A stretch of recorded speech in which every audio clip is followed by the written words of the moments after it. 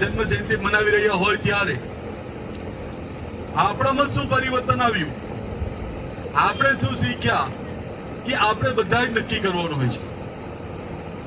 કારણ આપણે એમ કહીએ છીએ બાબા સાહેબ ખૂબ ગરીબ પરિવારમાંથી આવે છે. એમનો જન્મ મહુ ગામમાં થયો હતો મધ્યપ્રદેશના. એમના ફાધર એક સામાન્ય પોલીસ તરીકે નોકરી કરતા હતા. એટલે વારંવાર એમની બદલીઓ થતી હતી. તે બાબા સાહેબનું એજ્યુકેશનનું આપણે જોઈએ તો બાબા સાહેબ પણ એમના ફાધરની બદલીના કારણે વારંવાર એમની સ્કૂલો બદલાતી હોય છે. પરંતુ બાબા સાહેબ ખૂબ તેજસ્વી વિદ્યાર્થી હતા. એમનું બાળપણ પણ ખૂબ તેજસ્વી રહ્યું હતું ને આપણને ગર્વની સાથે એમ કહેવાય છે કે બાબા સાહેબને જ્યારે અગાડીની એજ્યુકેશન માટે જ્યારે એમને બહાર ભણવા જવું હતું ત્યારે એ સમયના વડોદરાના રાજાએ ગાયકવાડ એમને મદદ કરી હતી ને એવો લંડન ભણવા માટે ગયા હતા અને ખૂબ સારું ભણ્યા હતા. બાબા સાહેબ જ્યારે વિદેશથી પાછા આપણા દેશમાં આવે છે ત્યારે જે પ્રકારની ચળવળો ચાલી રહી હતી આઝાદી માટે, બાબા સાહેબ એમાં સક્રિય રીતે કામ કરતા હતા. અને આપણે એમ કહેવાય છે કે જ્યારે પ્રથમ આઝાદી પછી પ્રથમ વચગાળાની જ્યારે સરકાર બની, એ વચગાળાની સરકારમાં બાબા સાહેબ ખૂબ વિદ્વાન હોવા છતાં પણ કોંગ્રેસીઓના પાપના કારણે અમને લો મિનિસ્ટર બનાવીને અટકાવી દેવામાં આવ્યા હતા. મિત્રો, એટલા માટે હું આ શબ્દનો ઉપયોગ કરું છું. બાબા સાહેબનું એજ્યુકેશનનું સ્તર અને એ સમયના જે વચગાળાની સરકાર બની તે વચગાળાની સરકાર હું એટલા માટે કહું છું કે જ્યારે સરકાર ચાલતી હતી એ સમયે ઇલેક્શન નહોતું થયું.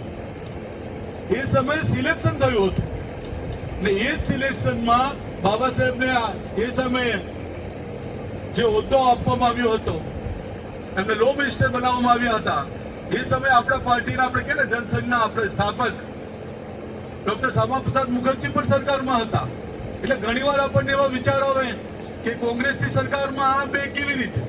તો મિત્રો, એ સમયે કોઈ ચુનાવ નહોતું થયું હતું, સિલેક્શન થયું હતું અને સિલેક્શનમાં જ અમુક લોકોની નિમણૂકો કરવામાં આવી હતી.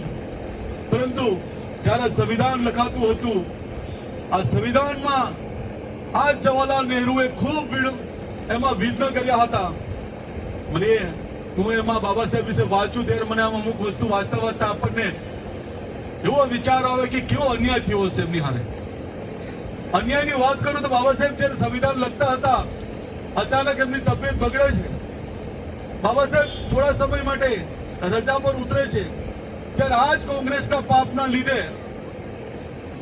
સંવિધાન લખવાનું ચાલુ રાખવાના કારણે ધારા 317 અને 35 એ સમયે બાબા સાહેબની હાજરીમાં આ સંવિધાનમાં ધારા લગાવવામાં આવી હતી.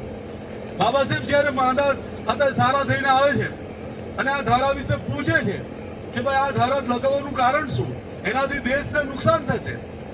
પરંતુ જવાહરલાલ નહેરુ ટ્રસ્ટના મસ્ત થયા હતા. એમને બધા જે બીજા સાથે બાબા સાહેબની સાથે કામો કરતા હતા એમને સમજાવી દીધા હતા, ડરાવી દીધા હતા. એક લોકો પણ બાબા સાહેબનો સહયોગ આપવા માટે તે સમય તૈયાર ન થયા હતા. ત્યારે બાબા સાહેબે પોતાની જે આપણે કહે ને જે એજ્યુકેશનનું સ્તર જે હતું એનું લેવલ ખૂબ મોટું હતું. બાબા સાહેબે એ સમયે પંડિત જવાહરલાલ નહેરુને એટલું કીધું હતું કે ભલે તમે ધારા 370 અને 35 લગાવી. સાહેબ, આપ ધારા 370 અને 35 નો એટલા માટે ઉલ્લેખ કરું છું કે આપણે આઝાદી તો મળી હતી, પરંતુ જમ્મુ કાશ્મીરમાં આપણે આઝાદ થયા ન હતા. આપણે ત્યાં જવું હોય તો આપણને પાસપોર્ટ લઈ જવો પડતો હતો.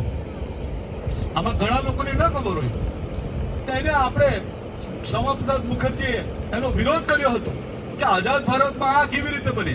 પરંતુ આજ પંડિત જવાહરલાલ નહેરુ અને લિયાકત બેની વચ્ચે જે સમજોતો થયો હતો અને સમજોતાના કારણે આપણે જમ્મુ કાશ્મીરમાં જવું હોય તો પરમિટ લેવી પડતી હતી.